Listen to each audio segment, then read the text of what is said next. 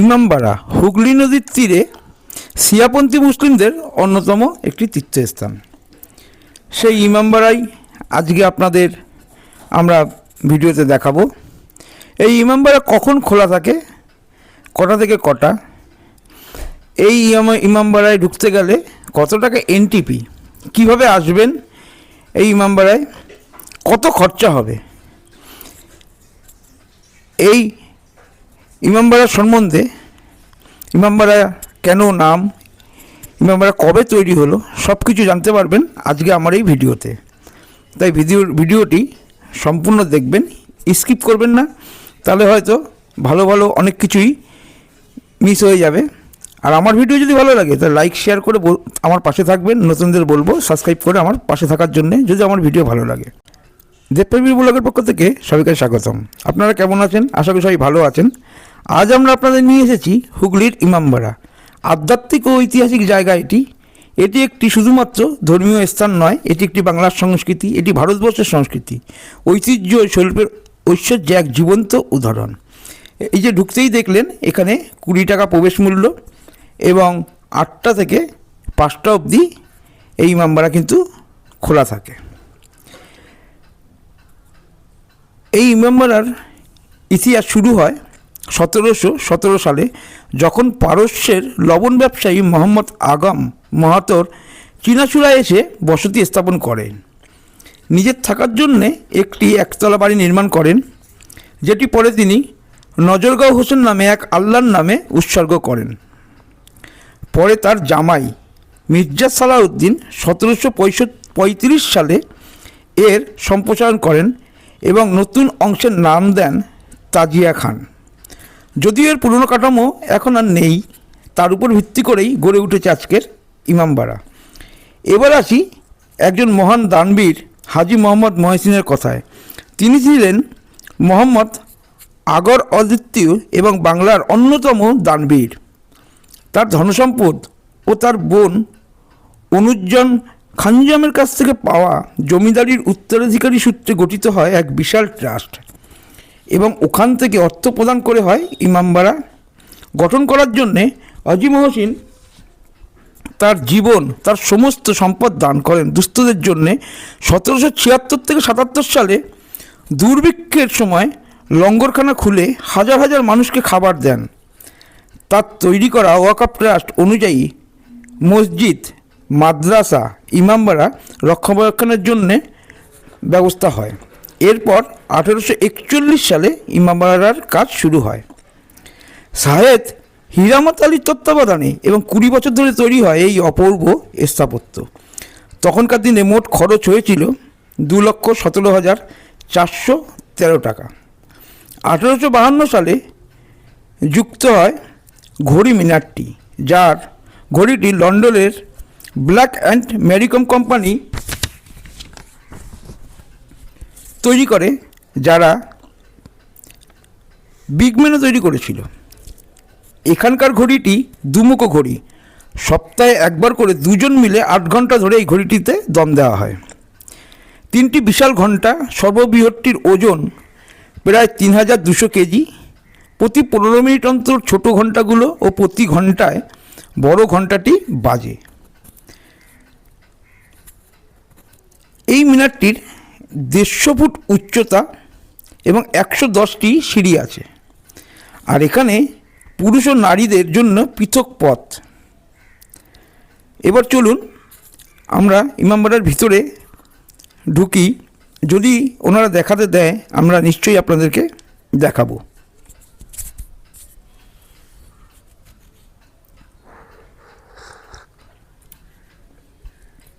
এই যে এখানে প্রবেশ, এখানে দিয়ে ঢুকতে হবে। বাইরে জুতো খুলে এখানে প্রবেশ করব, দেখি ওনারা দেখাতে দেয় কিনা।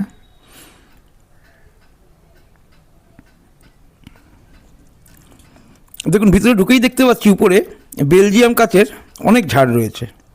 এই দেখুন দুদিকেই, উপরে দেখুন ছোট ছোট ছোট ছোট সিঙ্গেল সিঙ্গেল ঝাড়বাতি, এবং ভিতরে প্রচুর বেলজিয়াম কাচের এরকম ঝাড় লণ্ঠন রয়েছে, যেটা কিনা মহরমের সময় মোমবাতি দিয়ে এগুলো জ্বালানো হয়। একবার চিন্তা করুন, এরকম কয়েকশো ঝাড় রয়েছে, হয়তো 100 খানেক ঝাড় হয়তো এর মধ্যে রয়েছে। এরকম এই সেই ঝাড়গুলো যদি মোমবাতি জ্বলে, এর অপরূপ সৌন্দর্যটা তখন কতটা বৃদ্ধি পাবে।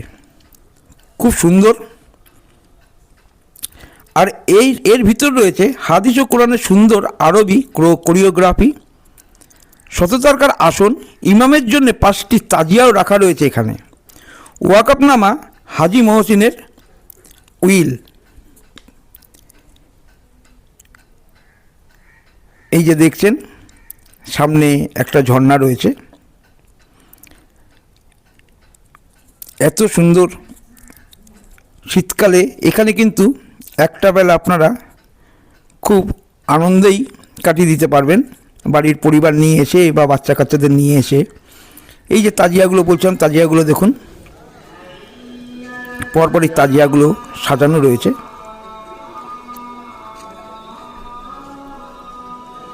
দেখুন তাজিয়া।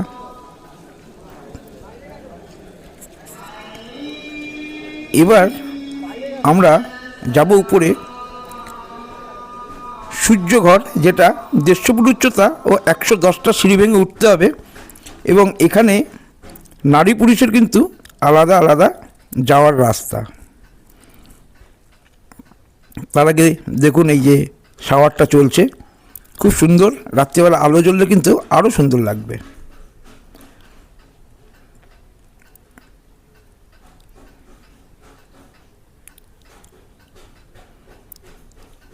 বাচ্চাদের নিয়ে একটা বেলা খুব সুন্দর আসতে পারেন, কারণ এর পিছনেই রয়েছে নদীর পাড়ে বসে খুব আরাম করে একটা বেলা কাটানোই যায়। তাছাড়া আছে নদীর পাড়ে একটা সূর্য ঘড়ি, সেটাও আমি আপনাদের দেখাবো। আগে এই ইমামবাড়া পুরোটা দেখে নিন। প্রচুর লোক আসে এখানে, আর এখন শীতকাল। এখানে দেখুন এই ঘড়ি ঘরে যেতে গেলে জেন্টসদের আলাদা, মেয়েদের আলাদা। এটা ছেলেদের যাওয়ার রাস্তা। এখানে কিন্তু 110টা সিঁড়ি আছে, তাই বয়স্কদের বলবো আগে দিয়ে চিন্তাভাবনা করে যাবেন, কারণ সিঁড়িগুলো কিন্তু খুবই ঘোরানো। আর 110টা সিঁড়ি কিন্তু কম নয়, কারণ উপরে গিয়ে ঘড়ির ঘন্টাগুলো দেখতে পাবেন, আর উপর থেকে সুন্দর নদীটার দর্শন পাবেন এবং পুরো ইমামবাড়াটাকে দেখতে পারবেন। তাছাড়া কিন্তু অনেক কিছু দেখার জিনিস কিন্তু নেই, তাই বয়স্কদের না যাওয়াই ভালো। এই দেখুন অর্ধেক এসে ছাদটা কি সুন্দর মিনারগুলো করে রেখেছে এখানে। আবার চলুন, আবার উপরে যাওয়া যাক, গিয়ে আপনাদের দেখাচ্ছি যে কি আছে। কারণ অনেক বয়স্ক লোক ভাবেন আমরা উপরে উঠবো, উঠে অনেক কিছু দেখতে পাবো, সেরকম কিন্তু কিছু নেই। দেখতে পাচ্ছেন পুরো ঘোরানো সিঁড়ি। যারা বেশি বয়স্ক মানুষ, যারা উপরে যেতে পারবেন না, তাদের উদ্দেশ্যে আমার এই ভিডিওটা, তারা দেখে নিন। উপরে না গেলেও মন খারাপের কিছু নেই। এই যে আমরা উপরে আস্তে আস্তে উঠছি, এখানে ঘন্টাঘর আছে, আমি দেখাবো নাবার সময়। আগে উপরটা আপনাদের দেখিয়ে নিয়ে আসি। টোটাল 110টা সিঁড়ি আছে এখানে। সিঁড়িগুলো ভাঙতে একটু কষ্টই হবে। এই যে এসে গেছি আমরা।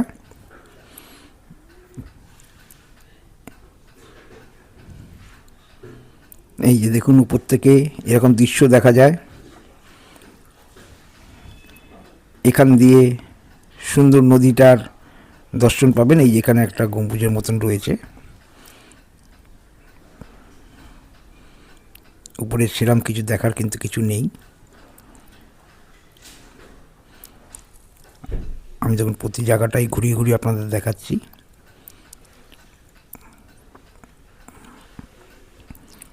উপর থেকে এই যে সামনে নদীটাও দেখতে পাবেন, আর পুরো ইমামবাড়াটা খুব সুন্দরভাবে দেখতে পাবেন। এটাই, আর কিন্তু কিছু নেই। এই যে নদীটা, এই যে উপর থেকে নদীটা এরম দেখা যায়।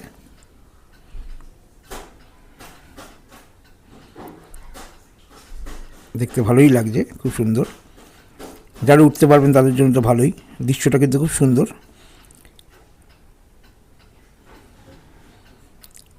আর এখান থেকে ইমামবাড়াও দেখা যায়, ইমামবাড়ার পুরোটা দেখতে পাবেন উপর থেকে।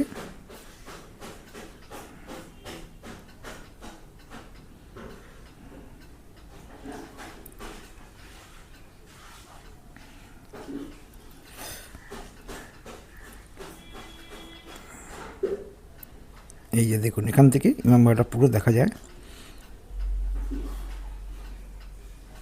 নদী ইমামবাড়ার পিছনেই। এবার ইমামবাড়াটা দেখুন উপর থেকে কেমন লাগছে। এই যে নিচে ইমামবাড়া, উপরে উঠে কিন্তু এইটুকুই আপনারা দেখতে পাবেন, তাছাড়া দেখার কিছুই নেই। এবার আমরা নিচে চলে আসবো। এই যে নিচে ঘন্টাঘর, এখানে যে বড় ঘন্টাটা দেখছেন, এখানে 3টে ঘন্টা আছে, বড়, মেজো আর ছোট।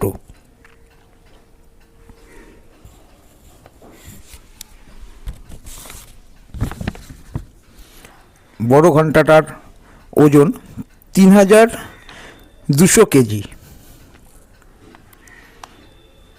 ঘন্টাটা দেখুন, বিরাট বড় ঘন্টা। এই জিনিস কিন্তু আর অন্য কোথাও নেই। এবার চলুন নিচে নামা যাক। আমরা প্রায় নিচে নেমে এসেছি। এই যে দেখুন ইমামবাড়াদের, এখান দিয়ে উঠেছিলাম আমরা, only gents way to tower clock. এবার আপনাদের আর একবার ভালো করে সুন্দর করে দেখিয়ে দিই এই ইমামবাড়াটা। চলুন এবার আপনাদের নদীর ধারে নিয়ে যাই। সেখানে কিন্তু একটা সূর্য ঘড়িও আছে, সেই সূর্য ঘড়িটা দেখাবো। আগেকার দিনে সূর্যের ছায়ায় কত সুন্দর পদ্ধতিতে তারা টাইমটাকে দেখতো বা একদম সঠিক টাইম নির্ধারণ করত। খুব সুন্দর, না দেখলে বোঝা যাবে না। এটা একদম ইমামবাড়ার পিছন দিকে, এদিকটা একটু ফাঁকা ফাঁকা। এই পিছনে গঙ্গার ধারে এসে কিন্তু আপনারা কিছুক্ষণ সময়ও কাটাতে পারেন, কারণ এখানে অনেক দোকানও রয়েছে দেখতে পেলাম। এই যে সামনেই দেখতে পাচ্ছেন দই লস্যির দোকান, ফুচকার দোকান, আলু কাবলির দোকান, এমনি শরবতের দোকান, অনেক দোকান আছে। চলুন আগে আপনাদের সূর্য ঘড়িটা দেখাই। খুব সুন্দর পদ্ধতিতে এই সূর্য ঘড়িগুলো করা। চলুন আমি দেখাচ্ছি সূর্য ঘড়িটা, কত সুন্দর পদ্ধতি দেখুন।